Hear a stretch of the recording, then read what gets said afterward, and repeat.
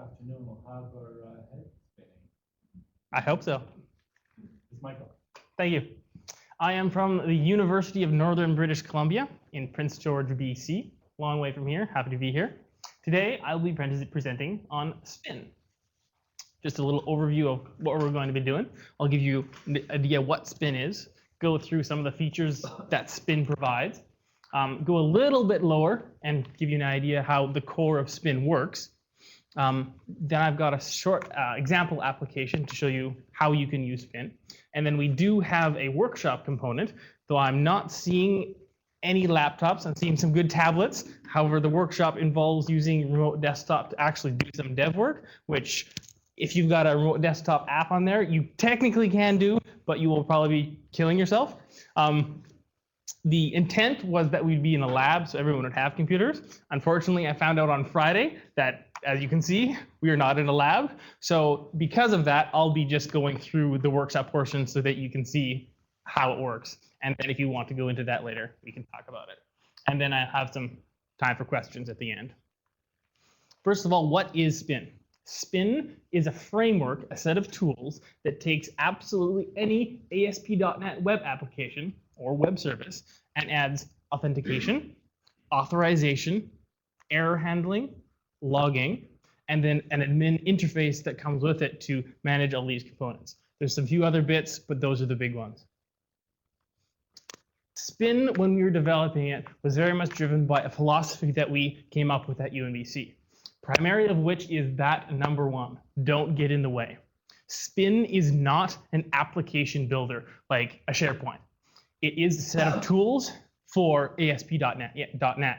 So you can take absolutely any ASP.NET web application using whatever custom controls, whatever frameworks, whatever design methodologies. All the power that comes with ASP.NET is still yours, and spin doesn't get in the way of how you do your application.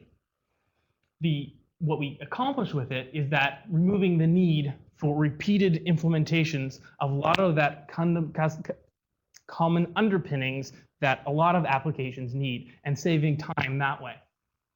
We also then have gone a little bit further and added what we can to make using the framework as fast and easy as we can. So not just the pure utilitarian, but adding some ease of use into it.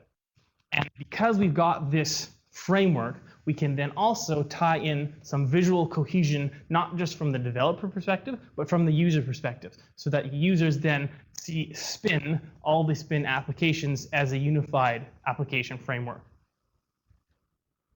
Going a little bit into what it actually is doing for you. First of all, authentication.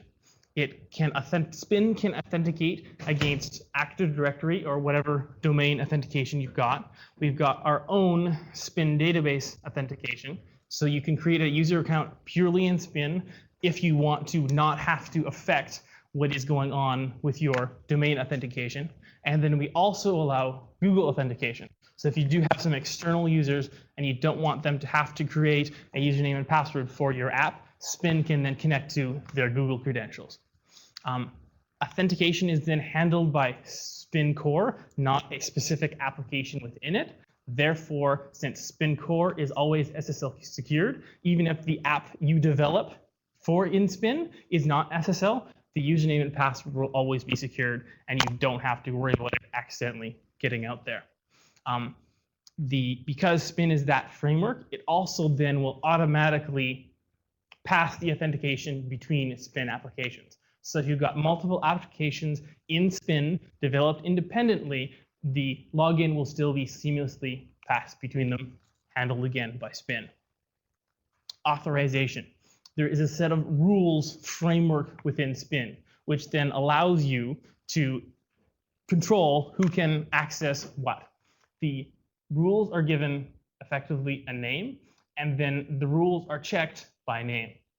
The two ways rules are used is first you can apply a rule to a page, ASP.NET page, so that Spin will automatically check that rule before the page executes. So if a particular user has been given access through that rule, either directly or through membership in a group, they'll be allowed into the page. If not, they'll be kicked out. The second piece is that you can check rules use manually in C# code using literally that one-line function call from your page by the rule name. And then with that one line, it'll automatically go make sure the user is authenticated and then test that rule for the particularly logged in user and give you a simple true false, yes, the person can go, no, the person should be denied. And then you can use that to control fine-grained access, whether or not control is visible. Again, it's a tool set. You can use it for whatever you want to. Error handling and logging.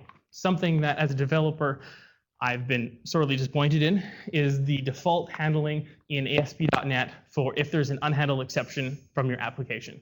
It's ugly, and it gives me as a developer very little, if anything, of what I need to actually fix what went horribly, horribly wrong. What Spin does is it will automatically grab every single unhandled exception that's not handled by the error handling within the application. It'll then add a bunch of information to it because Spin has access to it, and then it will then log it wherever it goes. You can also use that framework manually for not just an unhandled exception, but if you want to use it for whatever you want, you can access it again with that one-line function call and log whatever you want. Once that log is created, you can control within Spin where it goes. The default is then the Spin log, which goes into the Spin database and then is accessible through the Spin user interface. You can also send it to the system event log, and even if it gets there, it will still have the extra Spin tag info on it, which is important. And also, you can have it auto-generate an email.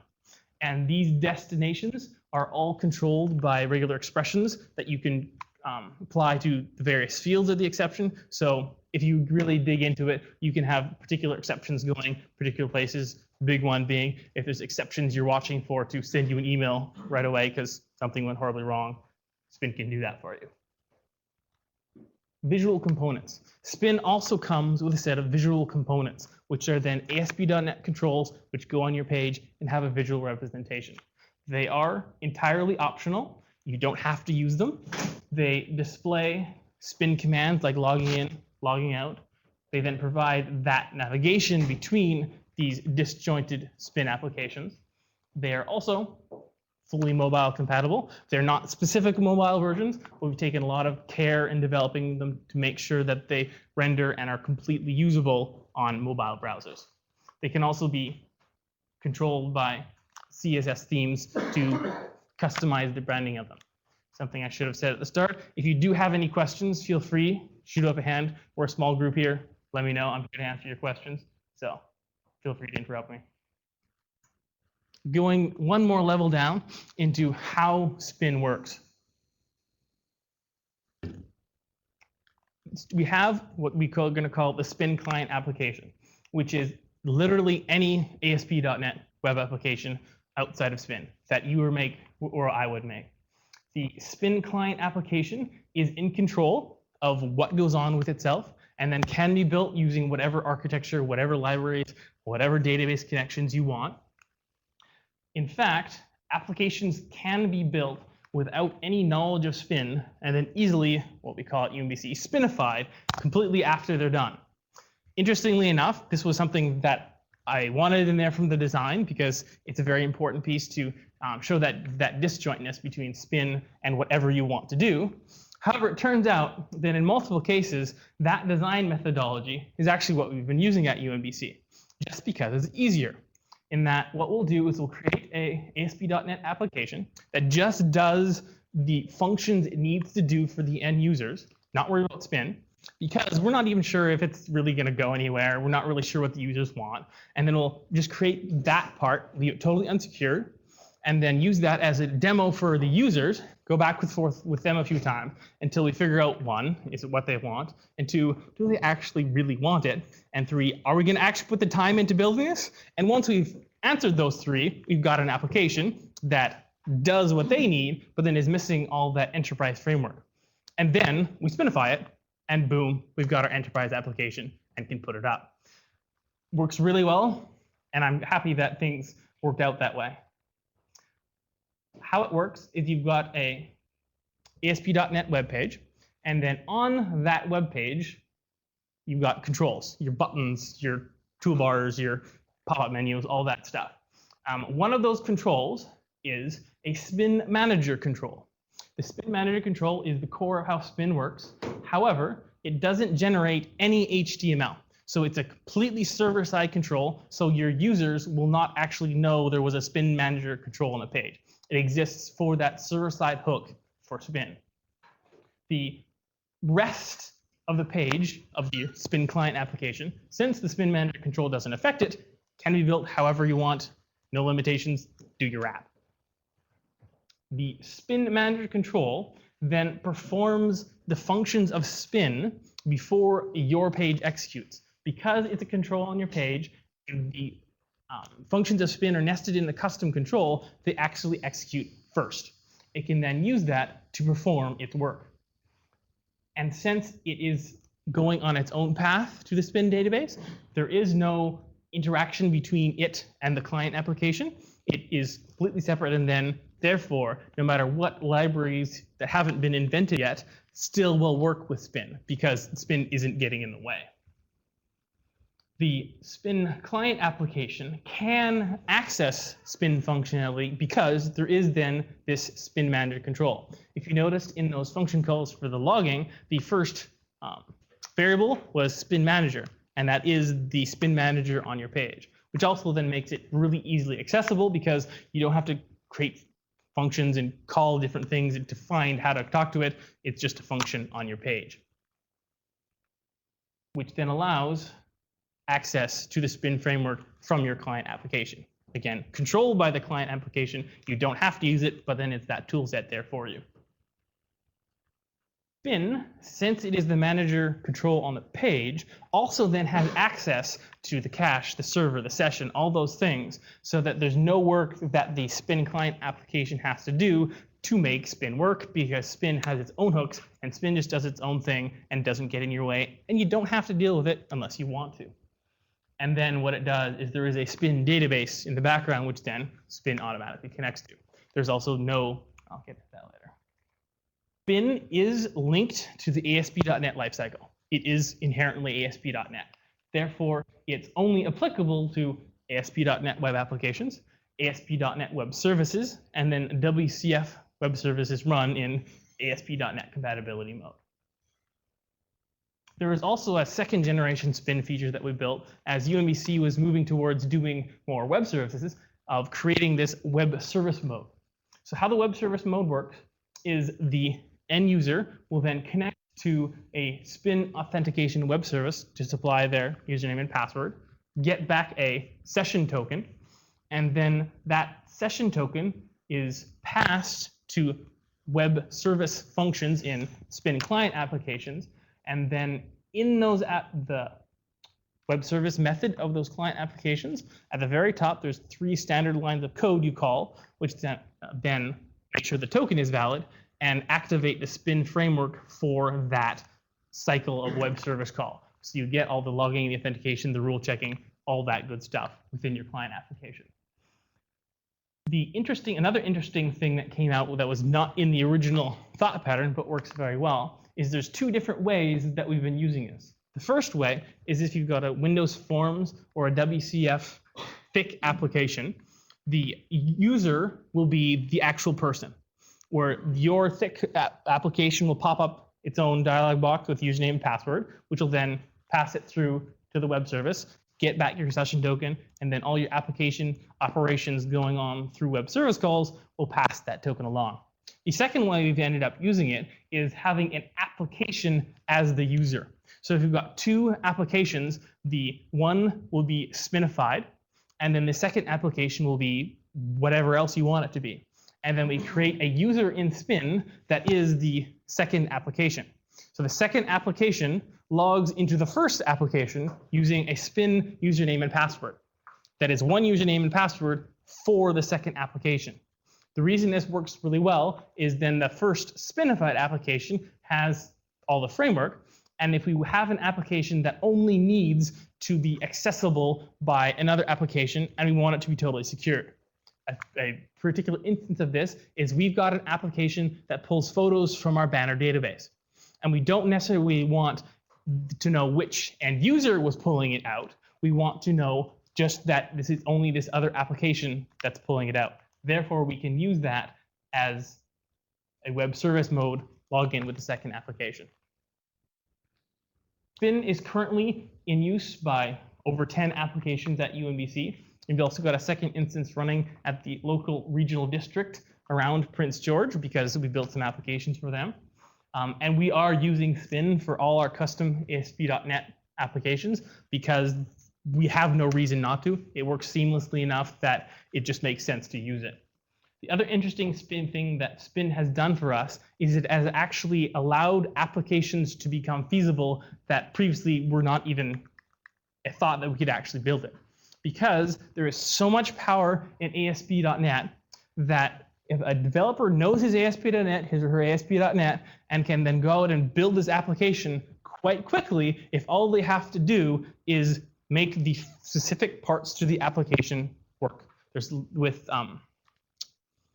Entity Framework and all those tools, it's quite fast. The major barrier is making sure that it's enterprise ready. And with Spin, going from you've got your application that does your application stuff to enterprise ready application for a developer who knows what they're doing takes about 8 minutes. And then you're done. Which then makes applications that would take 2 hours worth of developer use that are fairly narrow, but would really be a nicely easy to maintain, nice to have it secured for a specific small user group. We can just create an ASP.NET app for them, and boom, we're done. And then it's also tied into Spin, so we don't have a custom place to find it, a custom place to access it, and a custom place for them to lose it where it went, because it's all nicely in Spin, and then it's only there for the users we want to access it. Spin cannot be used for mods because it is tied to ASP.NET. That is a limitation of Spin. That's just the nature of it.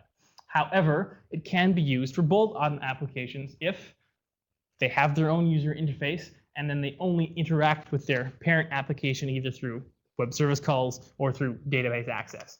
For instance, there's that app I mentioned before that pulls photos from our Banner instance. It's not a bolt onto Banner, it is a bolt onto Banner, not part of Banner. It's this app on the side which then just connects.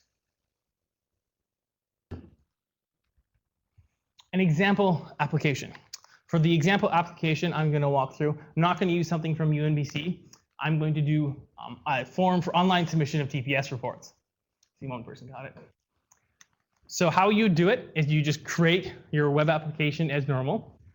And we're going to have 2 pages in our application, one to submit TPS reports, and the other one to review TPS reports and make sure that there are cover pages attached, or put up large warning if there's no cover page attached. And then we're going to make that second page only accessible to administrators. What it would do is it would take about 8 minutes of standard work if you know what you're doing to spinify the project after you've built the core functionality. I've got a link there to a video showing how to do it for if you want to download the slide and look at it later. We would then deploy the application to the Initech Spin website. And importantly, that deployment has no other effects on other Spin applications. They are isolated units on IIS so that there's no need to synchronize your deployments or even your reference libraries. So if you have different versions of control sets, that's something that we were driving us nuts previously, you don't have to worry about it. In fact, you actually don't even need to have the precise same version of Spin. If Spin changes how it uses its database or how it connects to Spin Core, you would have to upgrade, but those are very rarely changed. Mostly the updates Spin will be new features or bug fixes, and as long as you don't want those new features or the bug isn't affecting you, you don't actually have to upgrade Spin, which creates a nicely disjointed architecture so that you don't have to synchronize your deployments or have those really, really annoying monolithic upgrades. All that is entirely avoided. Answering the live Q&A, is Spin database file based? Spin does have its database behind it that it connects to. The database is currently in SQL Server. The data access layer is a very intentionally pluggable so that if we want to use a different database system behind it, we can. Hopefully that answers your question. If it doesn't answer your question, whoever it is, please ask me another. Any questions at this point before we go into the workshop? Okay, nothing. I'm assuming I'm doing. Oh wait. Yeah, yes. So, Yep. first, how many of you got together to? I can understand now why you did it, but It- initially, what was the? It started out with Paul Stokes, who was my manager at that point and is now the CIO at UVic, had the idea of creating some sort of framework because he saw the need for it. And then all the developers at UNBC, which in the group, which was about 4 at that time, got together and brainstormed about what we wanted it to do. And then I went off and built it. The figuring out how to make it work with the custom control and all that was my figuring it out. And then I built all of Spin, and then another developer did the admin UI for the Spin admin. And total work. This is a side project, and honestly, I didn't record the hours, so I'm guessing 6 months, maybe a year's worth of work for one developer, and then I built the whole dealio. Yes. Sorry, it's a bit of a two-part question. The first part is, do you have any mandate in place that enforces you? By that, I mean, do people actually have to use the second part is you mentioned some visuals as part of the framework. That be tied into any sort of enforcement as well? I personally am a lowly developer, and I love Spin. It's my baby. So I want everyone to use Spin because it's really cool and it works really well. I can't enforce that, and I haven't enforced that, and I've been very pleased that I haven't had to enforce that because after the 20-minute to 1 hour introduction to Spin, when new developers show up, they go, seriously? I can use that? I'm like, yeah, totally. I'll help you with it. This is great. And that's about usually all it takes, because then they want to use Spin because it works so well. Whether or not there would be an official policy, there might be. If anyone tried to not use Spin, there might end up being a policy, but that actually hasn't really come up because everyone wants to use it. Certainly they'd be ostracized, I guess, as the... I personally might give them a little dirty look because like, come on. You have to sit by yourself at lunch. Yeah. No, I wouldn't be that mean because I like people. It'd be more like, come on, you want to try it. You like it if you try it. And then every time they like it once they've tried it. So it actually hasn't come up. I bet our new CIO would probably want people to use it for the visual stuff, but I actually can't say that because it's never come up. We're in an interesting situation where we have a framework as well. Haven't been quite as successful as far as there is a sort of a mandate in place that says if you're going to build an app, use this framework, right? Yeah. So I just wanted to see how that compared to your situation there. And yet, whether or not you've achieved this or not, one of the other things, because to try to avoid that, is that don't get in the way. Because then they can use all the other tools, all the controls, all the database connectors that they want. I'm not taking over the app. I'm just saying, use these two controls at the top and the bottom, and let me worry about the security, which is, I think, why it's been so successful. Any other questions for the moment? The rules are entirely controlled by Spin at this point. And on the last slide of where we're going, that's one of the places we want to go, is to get those groups at least controlled through Active Directory. So if we don't want to have our own groups, we can have pulling off the Active Directory once we're not there yet. What I'm going to do is switch to Luke, walking you through a using of Spin. So what are we at for time, Paul? Yes, pretty good. Like how much time do we have left? Excellent. So this would be the workshop portion, but since no one is doing the workshop, I won't bother. That's typing in French. Use a backslash? Yeah.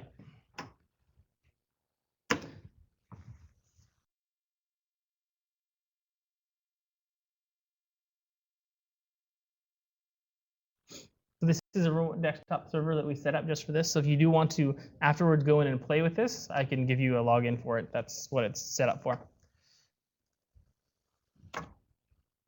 So what I've got here is a version of the example application. I've just shrunk it down to be a one-page application just for brevity. But what I'm going to do is I'm going to open it up here.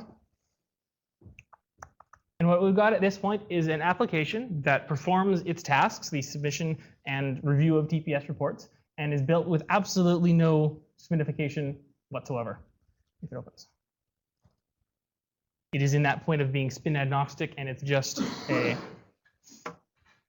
application that does the functional pieces.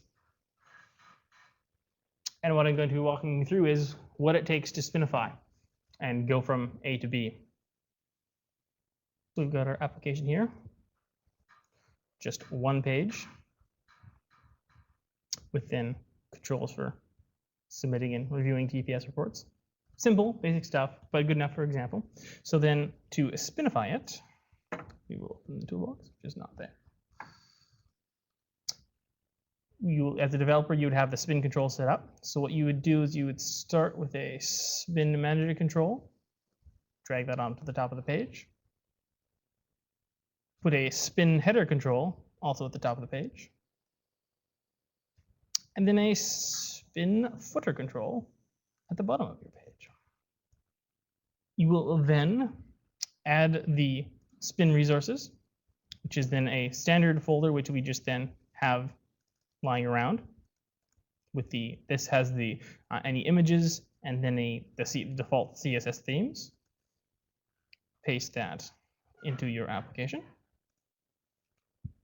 And then there is a section in the web config that is needed to configure spin. This is a highly standard section again, which we then have lying around at UNBC. It's not something that even needs to be customized to the application, it's just standard. What I'm switching here is the instructions for the workshop that I so meticulously created, and it's not being used. Cry, cry. So that is in two parts. One part being the section definition as spin. Oh, I got two of them open. That was why I was slow. To control how sections work. Again, it will be the same line every time. And then the spin configuration. This is using a second generation spin feature that the core of the configuration is actually not here. This is then connecting to spin core to get the most important pieces of the configuration through a web service, which then very much helps with the maintenance, is that if the spin database changes, if any of the important stuff changes, you don't have to worry about updating all your apps. It'll just automatically come through this web service. And then the piece of magic that makes the spin error handling work is this piece. Again, as you can see, there's nothing application specific going on in here, which is not copying. And that is what it takes within Visual Studio to spinify an application. The header and the footer on the page does have to be done for each page, but that's what it takes. The next step is then to set up the configuration for it within Spin. Spin is intentionally split into two different units, which are not aptly named because I'm not that original. There is the IIS application, which is then the deployment unit, which will then map one-to-one to solutions projects in Visual Studio. We then take that piece of information, go back into our web config to make sure that only authenticated applications can access that spin configuration information, because it does have sensitive bits in it that we don't want just any schmo on our network to be able to access. And then since it's just something that we copy and paste, we can make the password really, really long, because might as well. Obviously, this part is unique to the application, but that's what it takes, and that's then a one-time setup. What we then do is we add the application, which is then the management unit within Spin. So this is what users are assigned to. This is what rules are assigned to. Everything to do with Spin management is local to this. It's intentionally built with these two parts so that you can have multiple applications per IIS application. So if you've got one project that fundamentally does two things, Spin can still handle that.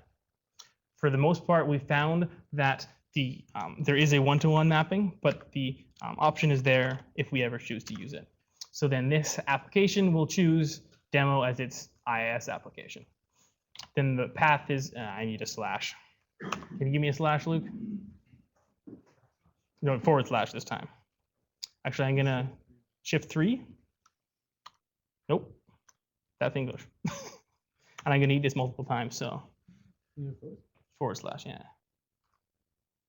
In your security key, Check you that. have an extra block at the end. Thank you If very there's an much. extra character, So is just that one, what's yeah. supposed to be there? Probably not. So the in here or in the, Oh, maybe it wasn't. I okay. thought that little gray was- But thank you, because yes, if we type the security key in wrong, it will say, no, I can't let you in. So thank you for that, I. And then we're going to be setting the user we're using as the administrator so it can actually control it. And then there is an entry and spin for each page. And therein is the link so that spin can figure out which configuration goes with each page. It is linked on that file name. And that is what it takes. So then what we're going to do is go back to Visual Studio, publish our application. So we've got the files.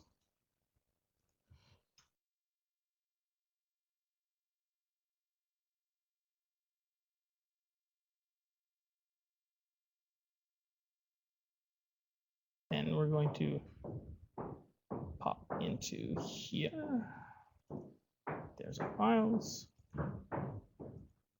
And then we're just now doing a standard IS deploy of our application.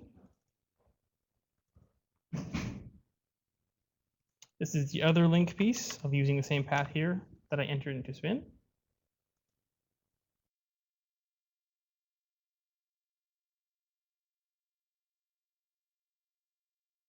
Got our application there. Then the one last piece. Log into IS Manager. And there's our folder there. And convert it to an application, which then gives us that deployment segregation so that it is its own application. You can mess with it however you want, and its deployment is entirely unsynced with deployment of other things on the server. And now the moment of truth. So that drop-down box is then the control to switch between applications.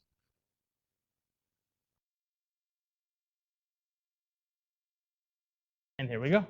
So this part in the middle is the application part. We've got the spin header on the top, the spin footer at the bottom, which we're not doing much with yet.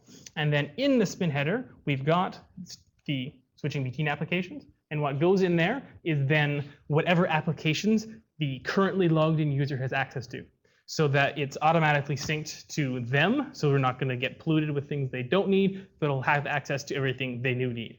There's also then the standard spin sign in, sign out. And there is also a spin menu, which is then part of the header, which is another piece of the functionality that those visual components give us, which is also customizable both through code and through spin configuration. So you can have menu items if you want a menu to control navigation within your application. And furthermore, it will then, if you navigate to a spin page in your menu, it'll automatically in advance perform the page authorization check for that page and then hide the menu item if the user doesn't have access to it. And that is literally what it takes to go from just a plain application that has nothing enterprise about it and knows nothing about spin to being entirely secured with logging and authorization and then rules. If we wanted to, what we would do is we would create a rule for the control of the display of the review and then set it to be only administrators. And that's dragging a few things around in role control and spin. Switching back to the presentation. Look back at the spin philosophy. We've been very happy with how we managed to meet every one of them. We've managed to create a framework that doesn't get in the way, removes those repeated implementations. It's, as you can see, that's what it takes literally to use it. I wasn't doing anything. Tricks you're presetting things up, that's literally what it takes. And then you can see with that spin header and footer and the navigation between gives that visual cohesion. The places we're planning on going with spin, as I mentioned, that Active Directory integration, that's something we've noticed that really would be useful to expand that. The other thing is right now, the user entries in spin are only linked by that login, so that username, email is being dual entered at this point between spin and Active Directory, because when we created spin, our Active Directory was not worth copying. But it's getting better now, so we want to plug into that. So we're going to be doing some syncing there. Right now, we haven't got it working with RESTful web services because there isn't the ASP.NET architecture behind it. That's where we might be going with UNBC, so that's something that we're going to try to figure out. And then the other thing is spin and min. It's a first generation UI. The controls are getting a bit old, and you've also bumped into some scalability with users. Our users, if we've got 200 users in there, it works, but it's not the best UI for it. And that's something then we're going to be doing, is doing another sync through with that. Something else we're actually looking at as of doing this presentation for some of my local users is possibly adding CAS authentication to the authentication pieces, because that's something that we're actually starting to use at UNBC now. And I'm pretty sure I have a perfect, nice, very easy way of integrating it. And I'm excited to do it because it's going to be fun. Any questions? I'm betting I'm perfectly out of 05. Yes, there's more questions. Is it free? When can I get it, start using it? Do I need any training? It is not open source. However, we would love to have you using it. And the details of the licensing, which will be free or close to it, I've been told, would be talk to my CIO. Is my email on this anywhere? Can this person send me? But is that a person in this room or a person not in this room? If that's a person not in this room, can I? Could be both, but, yeah.